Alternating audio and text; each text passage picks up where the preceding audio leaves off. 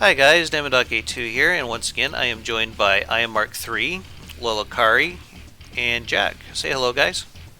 Hi. Hello. So today we are going to have DaChazBoi's Indefatigable. I hope I pronounced it right that time because that thing has been really a bitch for me to try to say. No, that is it. That's the right pronunciation. Uh, this has been one of the few ships that has been poorly, I'm sorry, not poorly, but purely a cram build. And it's a very, very powerful ship. Armor's fairly good. I think it'd probably be about on par, if not a little bit better than Mateys. I think DaChazBoi said that he had like, what was it, 5 layers of armor? I think that's roughly equivalent, actually, to what Matey's ship was carrying. And over here we have what I think is going to be a very tough combatant for this. It is the Trident by Superminer19, who also took 3rd place in the aesthetics competition. It's a very beautiful ship. I like the green back design. Yeah, Gray. it wasn't quite the look that I would, or the theme that I was trying to go for, but beyond that, he did extremely well painting this.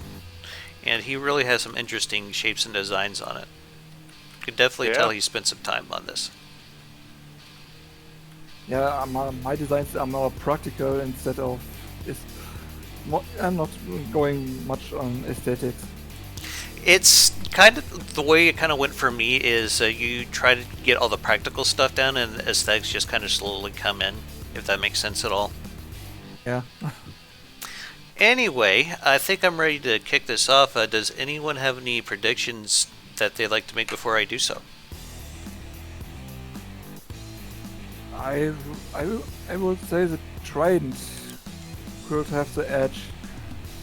The song the oh god, the HMS has to land wood cram shells to really damage the Trident. Yeah, I believe the Indefatigable, it has armor-piercing HE crams. I think the Trident has armor-piercing either high explosive or frag, I can't remember. But we also had to remember that, as we discussed in the last video, that this thing has some very, very good fragmentation torpedoes that were a real, real terror in this tournament so far. I would like to point out that when we've seen Indefatigable before, it's like the crams shouldn't be underestimated because they do actually pack quite a lot of punch. It's just they've got a slow rate of fire. Yeah. So it's like they might be able to claw it out based on raw damage. But overall, I think it's like a coin flip because they both got good points and drawbacks to their weapon systems. Agreed. Yeah. When the crams land, they can deal huge amount of damage, but when they miss too often, yeah. Which is one of the reasons why I like to try to keep battles at a little over 2 kilometers if I can help it. Lolakari, do you have anything you'd like to add before we kick this off? No, not really. Okay. Just excited to see what happens. Yeah, me too. So let's get this started. And there go the opening salvos. Not really a whole lot damage done there. Oh, here comes the cram volley.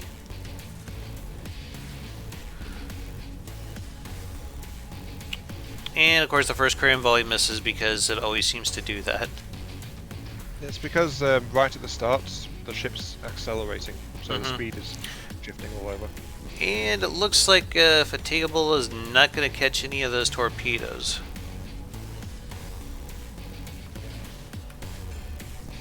Though it does look like it's trying to cross the T here. Which is something that ended up messing with I think it was the Nalaru that kept having problems with that? Yeah. Yeah. Yeah, it was. I remember that was a big point of contention for Cogular. He was pretty mad about that. Though he's been... didn't quite miss, by the way.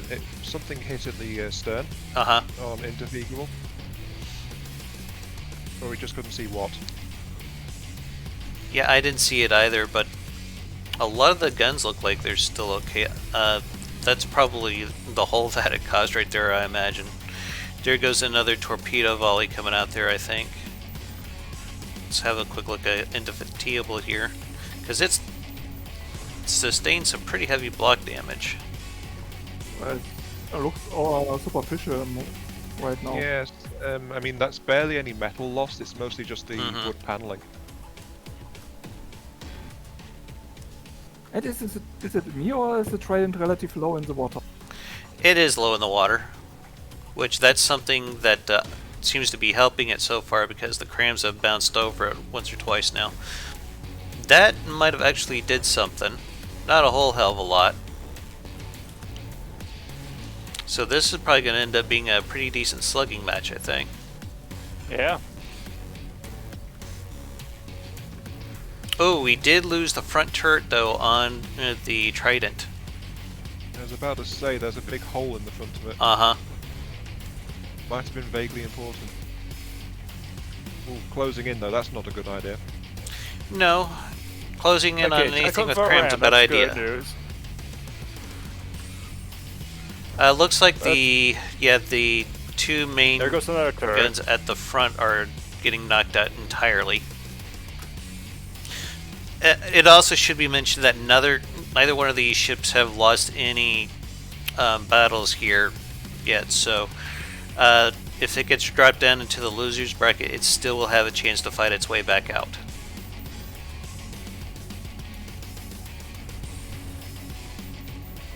But yeah, the crams are just tearing apart Superminer's APS turrets, but it's going to have a hell of a lot harder time trying to take out the torpedo launchers, I think. How much has the torpedoes actually managed to do to this point, though? There is some good black confetti coming off it, so I think he might have gotten a good salvo off once or twice. There's a few holes. It looks like Yeah. some of the propulsion system for this got knocked out. The Trident's torpedo system is as in the sleeve, so to speak.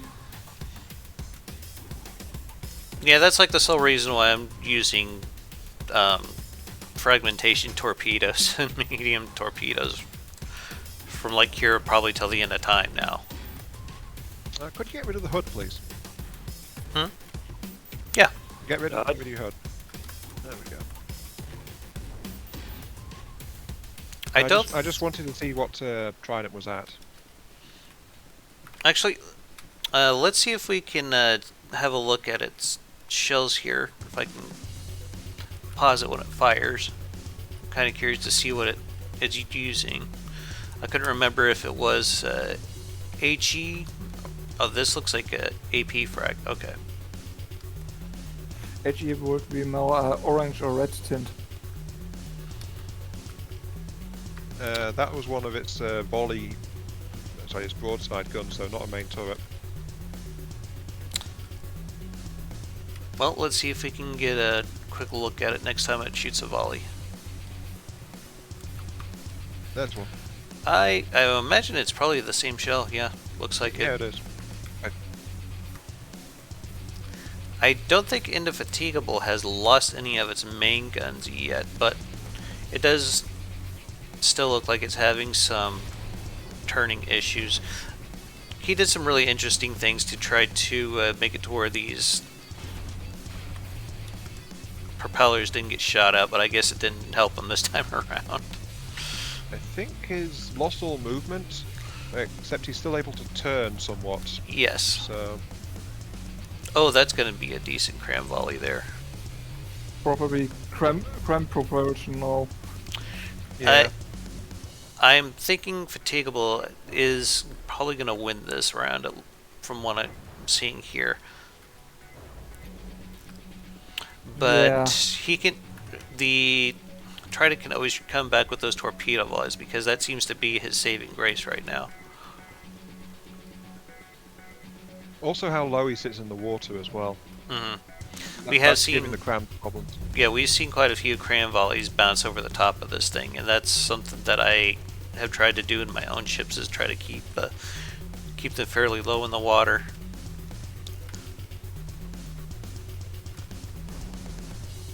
Though it should be noted that does increase drag when you do that significantly. It's a constant trade-off that's been in FTD since the beginning. If you can sink yourself into the water more, you're more protected, but you're also going to be slower. So. There goes the next torpedo volley. We've got 90.4. Yeah, it looks like it's got a pretty significant lead on the Trident here. Like I was saying though, these torpedoes, there's not really a whole lot that could be done about those, considering that the forward motion of this is essentially gone. Well, it's still got some, as we know, probably from the recoil of its crams, though. Yeah. Looks like Trident's head in the water as well. Yeah, looks like the Trident isn't moving anymore. If it can keep that healthily towards the end of the match, I think Indefatigable will take this one. Well, Yeah. living up to the name. Except lucky torpedo hits AA, kills the AA one of the HMS, which I doubt. Now, the big problem is it's not managed to do anything about the cram turrets. All the cram turrets have been operational this whole time, and he's got a lot of them. There's like 12 there? Yeah, 12, 6 by 2.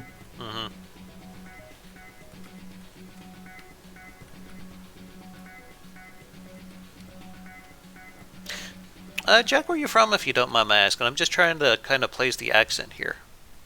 Germany. I thought so. Okay. So, We got hey, several you're- people in the Discord from kind of Germany. yeah. Same as Raz and Heizmeister. Yes. Yep.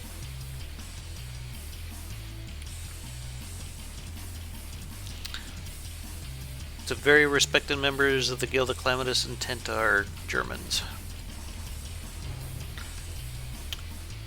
And pretty much everyone in America is part German at one point or another, so... And I'm from, my family's from the Black Forest. There you go. Am I the only one that doesn't have German connections here? AB? Sounds like it. Very well could be. I'm an outsider. Oh no. I know I'm at least a quarter German. I've heard stories of my great-grandpa serving aboard a ship during World War II. I think he was a cook or something like that.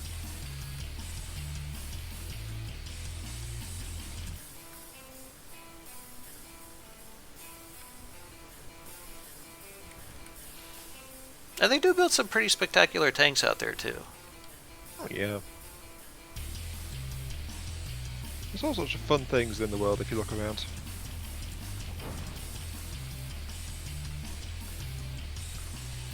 Yeah, it looks like we're having a hard time trying to get shots off on this thing, because crams keep either going too high or too low with it. Yeah, when they're going after the main body, they just hit the water and the drag just pulls them down. I think something that I would have probably tried with this is maybe had like a couple of those crams firing dedicated time tie explosive. Yeah, a time fuse would be very useful. Always good But to I mix your think they weapons. would not explode still in the vicinity of the hull.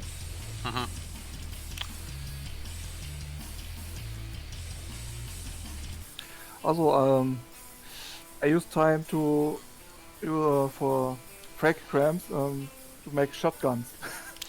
I think it's quite possible Ooh. that the Trident has ran out of materials or something here, because it just has not been able to fire anything for quite some time.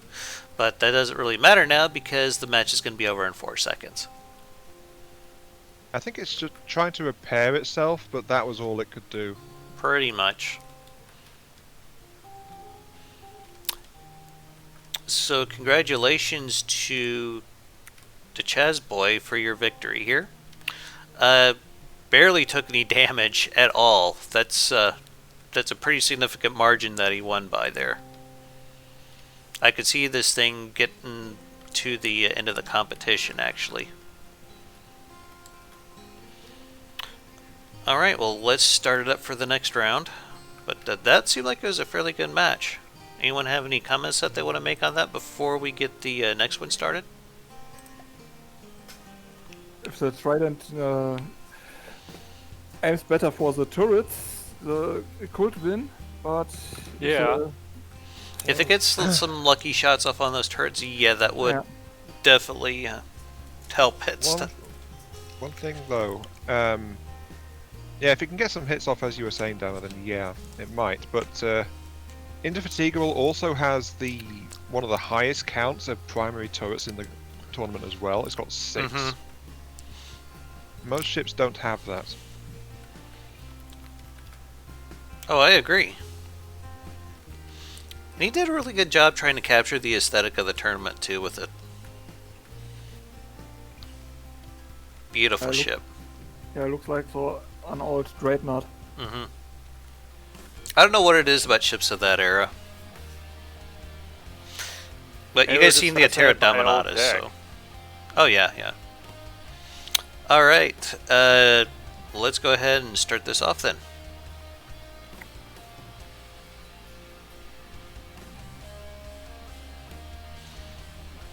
So if I was to redo this tournament, what kind of rules do you think I should revise? Based on your original intentions for the tournament, I would say probably put some much harder limits on the APS, considering you originally wanted this to be a crown tournament. Honestly, I was fine with it going either way because I know people are either in one camp or the other. Yeah, and they usually stay in that camp pretty heavily. Well, I love me some big cram cannons, also some good APS, like mostly railguns. All because he decided to make the APS armor penetration suck. Oh, not arguing that. One thing I might suggest is... how about you have 2 deadlines, one where the original design must be submitted, and then you have a week to tinker with it before the actual matches commence. Yeah, that sounds fair. Yeah. I mean, that's something that a fair few of the entries have come into, is like, they were put together and then sent in, and then the person who sent it in realised, oh, I messed up a setting, or I've got the wrong shells loaded, or... Well, that's kind of one of the reasons why I reviewed them on camera and then basically gave people notices that they had like about a week or so to make any changes to make them compliant with the tournament rules. Yeah, or like me, I built the whole ship in the stable version, current stable version. Yeah, it'll be in the current version. It's just I wanted to make sure that we weren't constantly going through different versions of the game while trying to run that tournament. That was the main reason for doing that. So the performance of the ships wouldn't be affected by going from one version to another. Was another reason why I wanted to do that, because there was the armor change, and well, pretty much every goddamn thing has changed. So yeah. So I'm saying like an extra deadline might be good, just because of little changes like that. While what you did was changing things to make it compliant with the rules more than anything else. I did have to do that once or twice, yeah. Which is entirely fair. I mean, there's no point in the ship getting disqualified if there's a little change that can be done to make it compliant. Yeah, like switching Superminer shells from the supercavitation to having the tracers, that was something that needed to be done.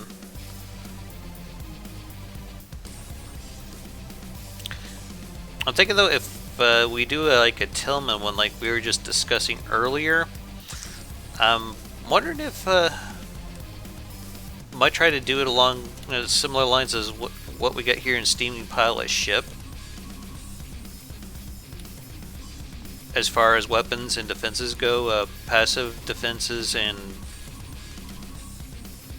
maybe try to stay away from the higher tech stuff like lasers and particle cannons and whatnot. I don't know. I'm just pitching ideas here.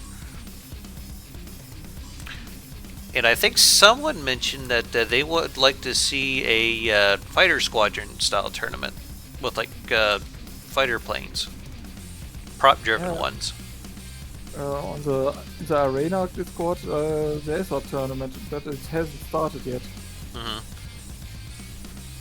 I submitted my a blueprint for this. Deadline is over. But it's something I'll consider doing in the future.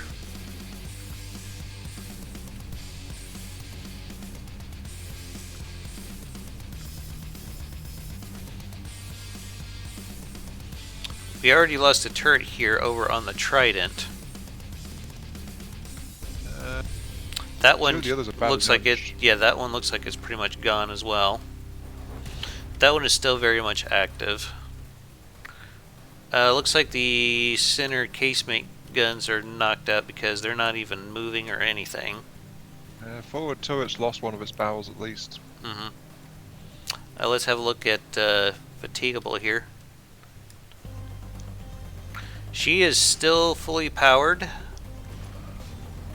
And it looks like a couple of the crams might have been disabled this time around.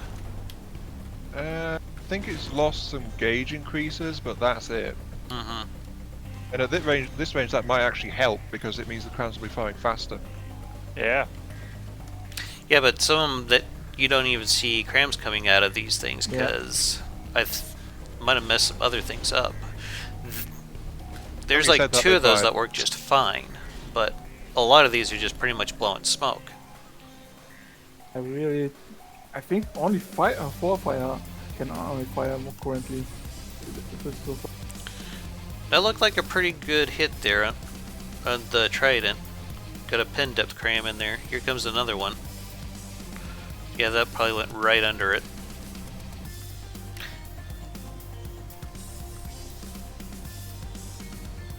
You know, I kind of wish that they would have done something to try to make crams useful in space at least.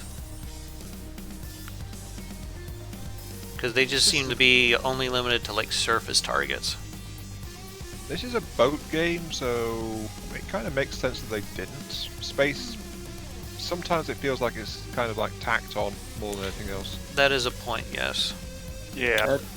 That looked like a pretty nasty hit right here. In fact, I think space is just so that you can't go really high up.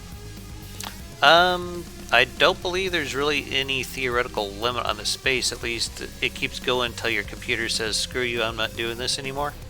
Yeah, I mean like with a plane or an airship. You can't just go super high up, like kilometers up, and then be immune to pretty much everything. You can do that with space, admittedly, but you've got to design your craft to be able to function up there as well. Yes. So I think it's just like to keep airborne designs just like reasonably close to the water level, without making it like an absolute barrier to things. Fatigable has a very good angle on the ship right now. Of course, this does make the Trident a much smaller target, but lost propulsion again. I think it has, yes. It hasn't moved for quite a while now. Yeah, but the crams have more like a vertical dispersion. Yep. Show more than the horizontal. So this is more optimal for the crams in this position. Because they can land over the whole length of the ship, pretty much. That does seem to be coming up short there. I think I know why. It's because Indefatigable is being too kind to the Trident. It's actually pushing it along. You're probably right. Yeah, I could definitely see the explosions knocking it around a little bit. Yeah, I think that's the only reason it's still moving at all is because of the cram impacts on it. Yeah, I think I need to make that rule just a little more expansive about when a ship is considered disabled. Yeah, that's another thing I was just changing. I think if the props don't turn and the weapons don't fire, I think that should count, but I think the torpedoes are still working though, again. But I haven't don't seen know. any I don't think I've torpedoes. seen any volleys come out of this thing for a while. Actually, But looking at Trident, it's not got any kind of material reserve. Yeah, Trident's lost all storage, it looks like. Yeah. yeah, then I think it'd be fair to try to wrap this up then, because it seems pretty clear to me that Indefatigable Trident has is won dead. this match. Yeah, the Trident is completely dead currently. So that will drop him back down into the losers bracket. This is Trident's first loss, isn't it? Yes.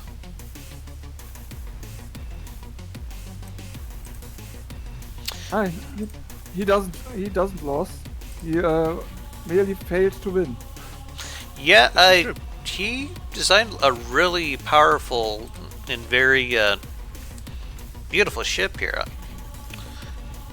But you always come against the bigger and badder mousetrap sooner or later, am I right? Pretty much. Alright, so does anyone have any closing comments before I wrap up the video? Remember, folks, torpedoes are always an option. When you have nothing else left, you have one. Mm-hmm. And also remember, crams are more friendly to being damaged than APS systems are. That is especially true. Yeah, because the APS system, it has to dump any existing ammo if it loses shell size. Mm-hmm. Cram doesn't have to worry about that. Don't forget, kids, trams don't explode. Well, they do on impact, hopefully, but... Yeah, impact are, but not, but not the turret itself doesn't explode. yeah, that's true. Hard. Alright, so I have no objections to ending it there. Nope. I think it's fairly clear that Indefatigable has won this one. Alright then, I guess I'll call it there. I'd like to thank you all for watching. This has been Dama2 along with iMark3, Lilkari, and Jack. Hope you guys enjoyed the video. Have yourselves a hell of a day, and keep your hammer high. Later.